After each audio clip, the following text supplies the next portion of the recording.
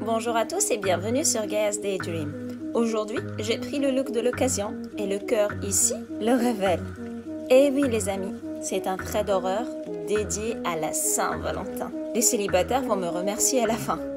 Ou pas.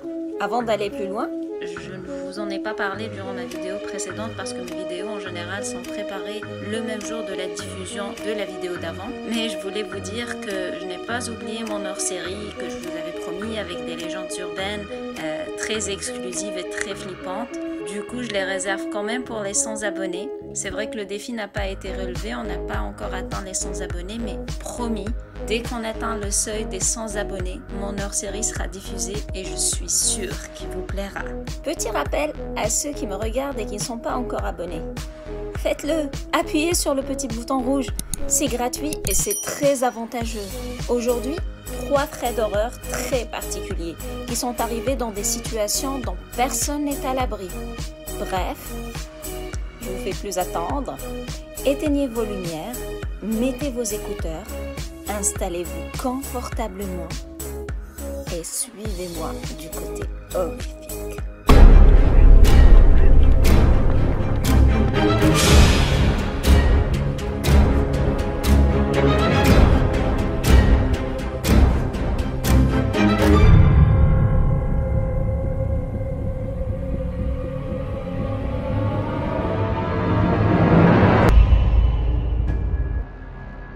Alex nous explique qu'en octobre dernier, il avait rompu avec sa copine et que du coup, il avait commencé à faire le tour des bars tous les week-ends qui avaient suivi cette rupture. Sa façon de faire était une fille peut te faire en oublier une autre, quoi. Donc, il a rencontré différentes filles durant ses escapades. Mais un jour, alors qu'il était en train de luncher dans une pizzeria du centre-ville, il était agréablement surpris par une jolie jeune femme qui le regardait. Il était sur le point d'aller lui parler quand celle-ci vient le voir en lui sortant que soi-disant il y avait trop de monde de l'autre côté du bar et si elle pouvait s'asseoir à ses côtés. Bien sûr, Alex a accepté avec joie. Ils ont alors parlé, Alex nous dit que sa personnalité était aussi belle que son physique. Il semblait avoir tiré le gros lot. Il a découvert qu'elle était parajuriste, qu'elle avait fréquenté la même université que lui et plein d'autres coïncidences ou super informations sur cette mystérieuse femme. Après qu'ils aient parlé pendant un long moment, elle lui a suggéré d'aller boire quelques verres quelque part ailleurs. Bien sûr, Alex a accepté sans hésitation. Après quelques heures à descendre des verres, ils étaient tous les deux complètement torchés. Et la fille lui dit « Écoute, je suis pas du genre à faire ça d'habitude, mais tu me plais énormément. Du coup, est-ce que tu voudrais continuer la soirée chez moi ?»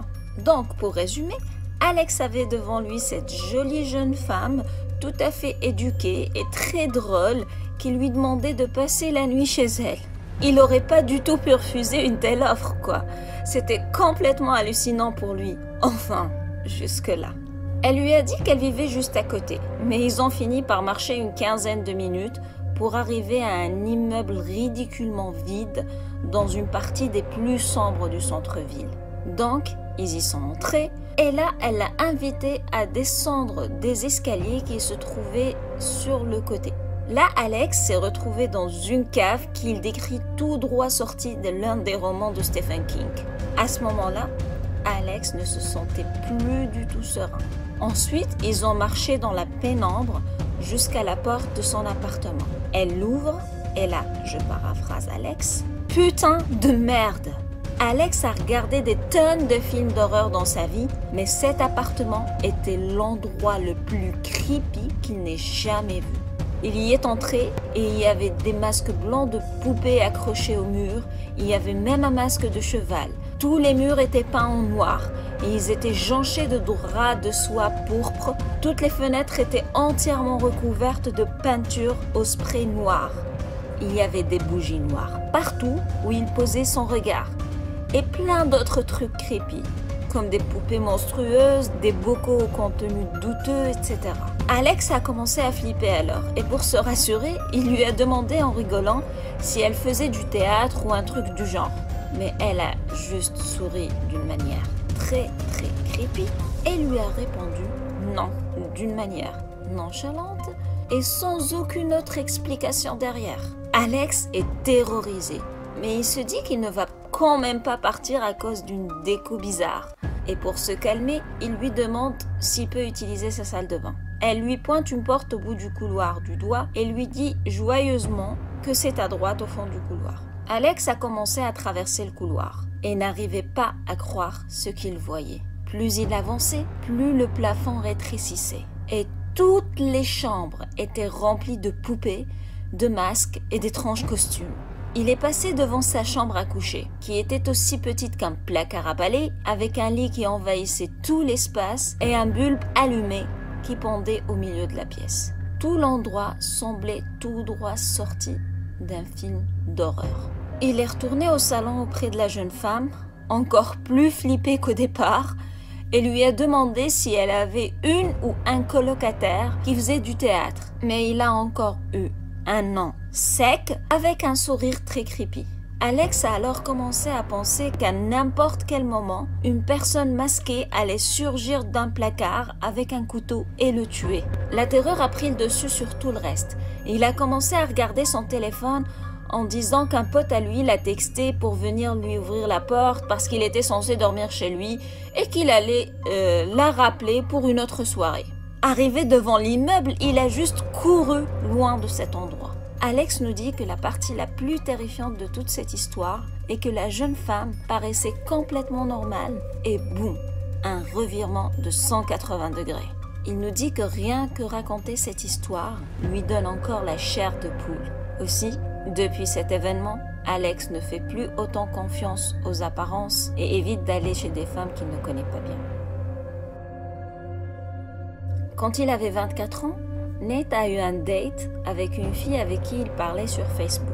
Il ne la connaissait pas et la première chose qu'il avait remarqué était qu'elle n'a publié aucune photo de son visage, juste quelques-unes de son corps qui étaient à tomber. Donc Nate, comme un bon petit soldat, a décidé de sortir en date avec cet inconnu au corps de déesse.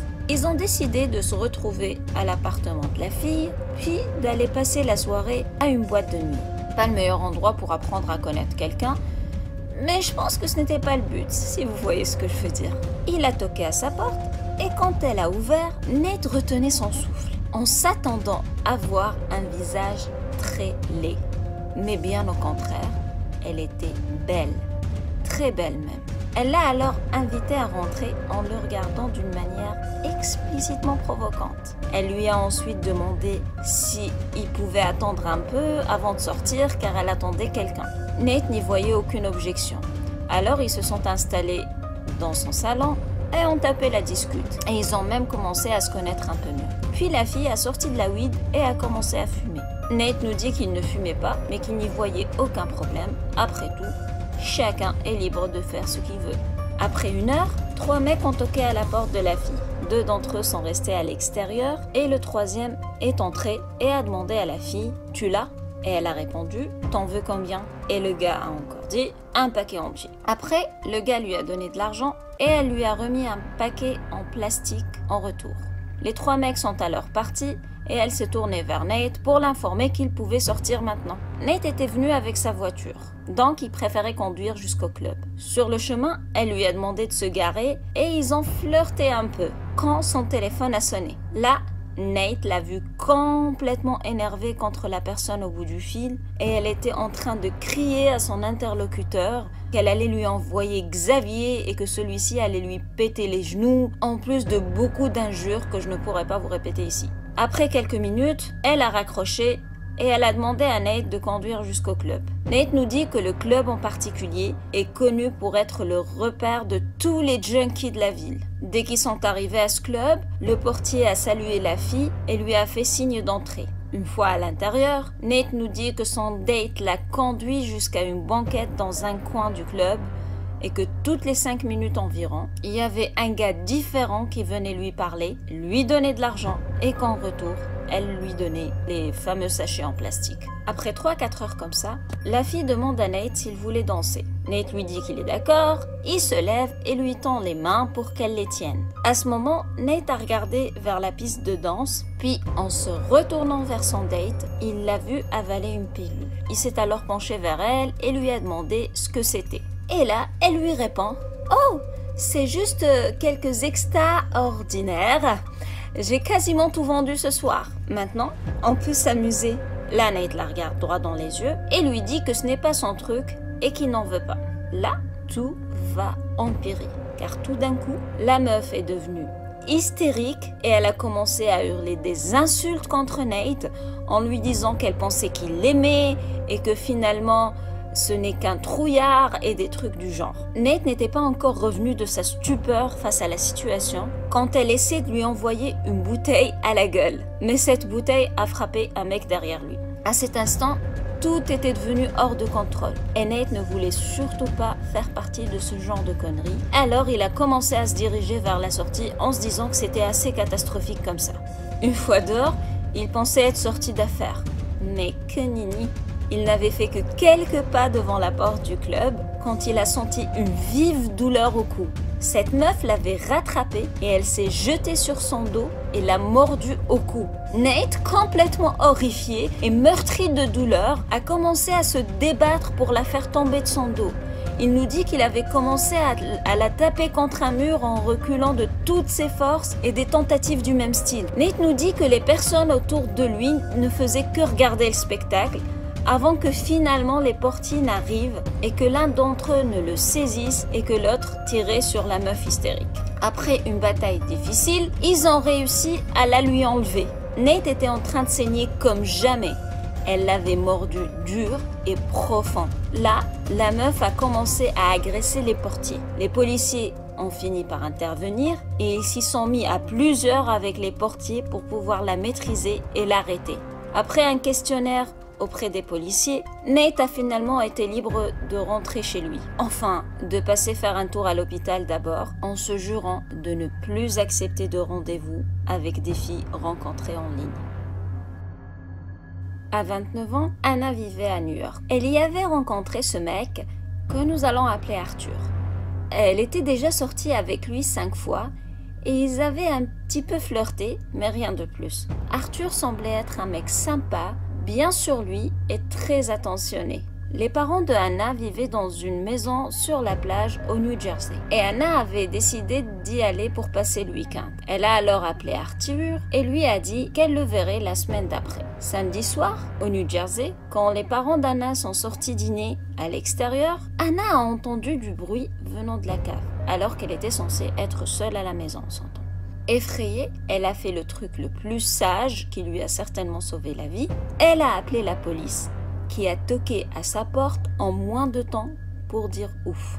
Et là, elle apprend des policiers horrifiés que quand elle avait appelé le 911, le dispatch a détecté 2 personnes sur son téléphone de maison et donc sa maison était primordiale à inspecter. En fouillant la cave, les policiers ont trouvé Arthur tapi dans l'ombre avec une bâche et des couteaux. Ils l'ont arrêté et il est encore en prison. Anna ne peut pas s'imaginer ce qui aurait pu se passer si elle n'avait pas entendu les bruits ou pire, si elle n'avait pas contacté la police. Anna a encore des frissons en racontant cette histoire et nous dit que les apparences peuvent être très trompeuses. Voilà, avec